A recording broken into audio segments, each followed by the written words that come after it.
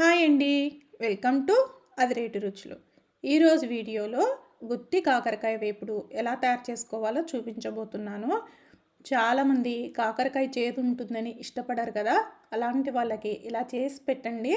చేదు తెలియకుండా ఇష్టంగా తింటారు. చాలా చాలా బాగుంటుంది. ముందుగా నేను ఇక్కడ 1/2 కిలో కాకరకాయలను తీసుకున్నాను. ఈ కాకరకాయలు కూడా ఇలా చిన్నగా ఉండేటివి చూసి తీసుకోండి. గుత్తి కాకరకాయకి చాలా బాగుంటుంది. ఒకవేళ మీ దగ్గర పొడవుగా ఉండేటివి అయితే సగానికి కట్ చేసుకొని చేసుకోవచ్చండి. ఇప్పుడు ఈ కాకరకాయలను ఒక్కొక్కటిగా తీసుకొని వాటికి తొటాలను తీసేసుకొని ఇలా మిడిల్లో చాక్ తోటి ఇలా కట్ చేసుకోవాలండి. ఇప్పుడు లోపల ఉన్న విత్తనాల్ని తీసేసుకోవాలి. ఒకవేళ కాకరకాయ విత్తనాలు లేతగా ఉన్నట్లయితే అలాగే చేసుకోవచ్చు. కానీ మనం చేసుకునేది గుత్తి కాకరకాయ కాబట్టి లోపల స్టఫింగ్ కోసము కంపల్సరిగా లోపల ఉన్న గింజల్ని తీసేసుకోవాలి. ఇలా అన్నిటికీ తీసేసుకొని రెడీగా పెట్టుకోవాలండి. ఇప్పుడు ఒక బౌల్లోకి 1 గ్లాస్ ఆఫ్ వాటర్ వేసుకొని ఇందులోకి కొద్దిగా కల్లుప్పు కూడా వేసుకోవాలి. అలాగే 1/2 టీ స్పూన్ పసుపు, కొద్దిగా చింతపండు, మరీ ఎక్కువగా వేయొద్దండి.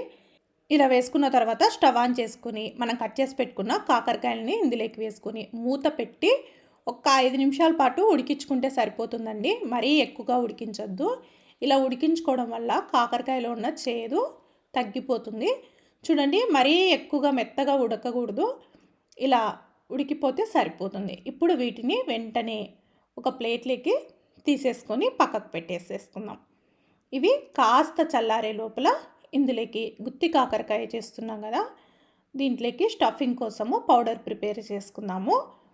ఇప్పుడు స్టవ్ ఆన్ చేసుకొని ప్యాన్ పెట్టేసుకొని ఇందులోకి 1/2 కప్పు వరకు పల్లీలు వేసుకొని పల్లీలు కాస్త వేగిన తర్వాత ఇందులోకి 1 టేబుల్ స్పూన్ ధనియాలు, అలాగే 1 టీ స్పూన్ జీరా వేసుకొని వీటిని లో ఫ్లేమ్లో మంచిగా వేయించుకోవాలండి. ఇప్పుడు పల్లీలు వేగిపోయిన తర్వాత ఇప్పుడు ఇందులోకి నేను ఇక్కడ 11 నుంచి 12 ఎండుమిర్చి యాడ్ చేస్తున్నానండి. మీరు ఒకవేళ కారం ఎక్కువగా ఉన్నాయనిపిస్తే కాస్త తక్కువగా తీసుకోవచ్చు. ఇవి కారం తక్కువగా ఉన్నాయి కాబట్టి కాస్త ఎక్కువగా యాడ్ చేశాను. ఇప్పుడు ఇందులోకి ఒక రెమ్మ కరివేపాకు కూడా వేసుకొని వేయించుకోవాలి. కరివేపాకు ఫ్లేవర్ చాలా బాగుంటుందండి స్టఫింగ్లో. ఇప్పుడు కరివేపాకు కూడా వేగిపోయింది కదా, చివరిగా ఇందులోకి 1/2 కప్పు వరకు కొబ్బరి ముక్కలు వేసుకుందాము. కొబ్బరి మరీ ఎక్కువగా వేగాల్సిన అవసరం లేదండి. ఒకసారి ఇలా కలిపేసుకొని స్టవ్ ఆఫ్ చేసుకుంటే సరిపోతుంది. ఇప్పుడు మనం వేయించుకున్న పప్పులన్నీ పూర్తిగా చల్లారిన తర్వాత మిక్సీ జార్లోకి ఇవన్నీ వేసుకొని ఇప్పుడు ఇందులోకి ఒక 10 దాకా వెల్లుల్లి రెబ్బలు, అలాగే ఇందులోకి 1/2 టీ స్పూన్ పసుపు, రుచికి తగినంత సాల్ట్ వేస్తున్నాను. ఆల్రెడీ ఉడికించేటప్పుడు సాల్ట్ వేసాం కదా, కాస్త చూసుకొని వేసుకోండి.